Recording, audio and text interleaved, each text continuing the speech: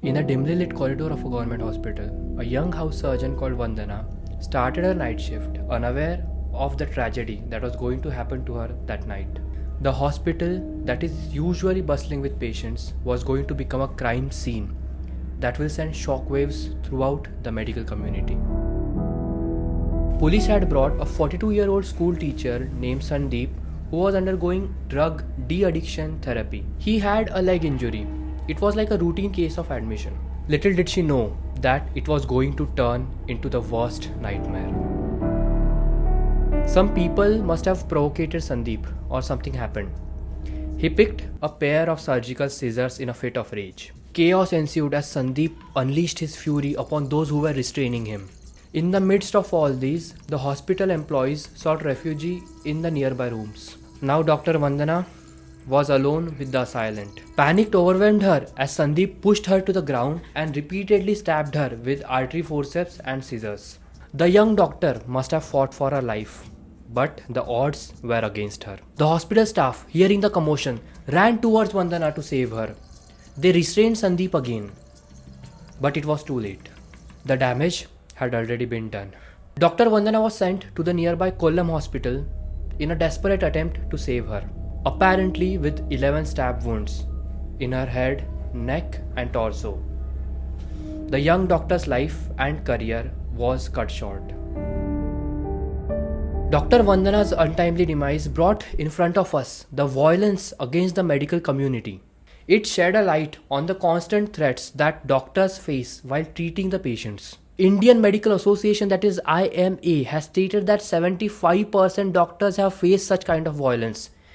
It is usually verbal abuse, which can turn any time into physical assault and ending it into murder. Emergency rooms and ICUs, which are supposed to be sanctuaries for healing, are actually the most common places where these assaults happen by the patients or their relatives or the bystanders who get enraged. Outraged by this horrifying incident, IMA and KGMOA, that is Kerala Government Medical Officers Association, pointed towards the failure of the police system. Obviously, they demanded immediate actions to safeguard the life of the medical personnel and doctors throughout the nation. The measures include special police teams for the doctor, quick action teams, effective communication and restraining of such patients, and ban of undesirable personnel in hospital spaces. हाँ भाई, ये सब बोल दिया, ये सब हो रहा है, but हमें क्या? 2-3 दिन चलेगा ये सब, and then it will all die down just like any other incident. It's a momentary attention that will fade away from public consciousness. It will become another number, another statistic that a drug addict attacked a person and the person was killed. However, the significance of this tragedy will never be understood. Dr. Vandana Das, a 23-year-old doctor, the same age as me, represents the aspiration and hopes of countless medical personnel across the nation. Her senseless murder serves as a reminder that the risks the doctors take while serving the country with all their life. They are also human beings with their own life, their families and their dreams. No one signed up here just to get murdered like this. And on top of that, Kerala Health Minister stated that she was just a house surgeon who had no experience with dealing with such cases. She got panicked and fell, and that's why the guy stabbed her. How are we supposed to gain such experience again? But हमें क्या? ये हमारे साथ थोड़ा ना हुआ है. We'll just continue with our life like any other time. And the next time, it will be you at around 7:30 p.m. in the evening, taking the general rounds as a junior resident in surgery in Yavatmar. And out of nowhere, a patient will attack you and slice a knife, surgical knife, through your neck. It will happen so fast that you will have no chance to defend against it. The chaos will ensue, the hospital staff, the nurses will come to save you and restrain the patient. You will be taken to the surgery, through the ICU, there will be desperate measures to try and save you. Again, your condition will be critical, fighting against life and death. And the outcome? I don't know. That's something that the God will decide. मजाक लग रहा है ना? Just try searching. Resident doctor in Yavatmar stabbed by the patient. In the oath that we took on orientation day, they told us to treat all the patients equally, disregarding their actions, culture, creed or caste.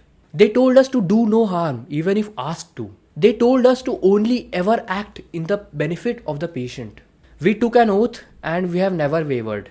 Even during times of COVID, the doctors have served the country with their life on the line. Then why do we find ourselves in the receiving end of the hatred and violence of the people? I'm sorry for all this, but this is just the medical professional in me that is enraged by this incident.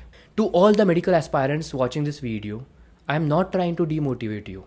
In the face of recent violence that is happening against doctors, remember that your dreams are like resilient seeds. Despite the storms that may arise, they have the power to sprout and flourish.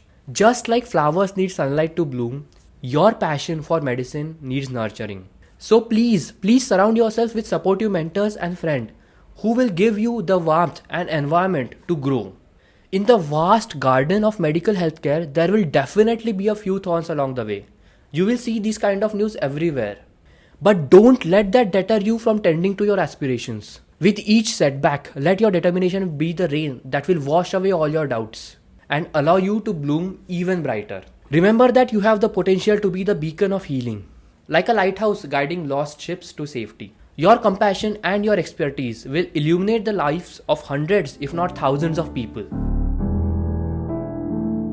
Hi everyone, so I am Arushi and I am almost in the third year of my residency, and I did not actually think कि ऐसा time आएगा that we'll be making one such video, but today we are going to make a video on how you can keep yourself safe in the hospital, especially for the people who are joining in new as interns.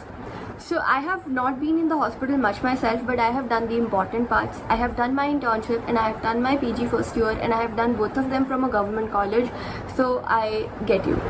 Okay. The first thing, like, I'll try to explain this through a few of my own examples. The first time I got into such situation was when in the M there was a violent attendant trying to hit on a PG.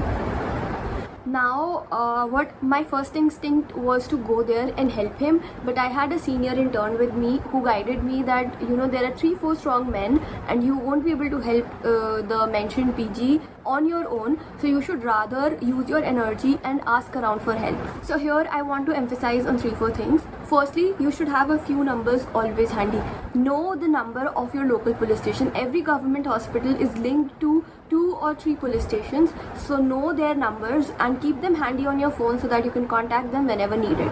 Now, however loose, every hospital has certain amount of security, so keep the number of a few guards and also the in charge of all the guards with you.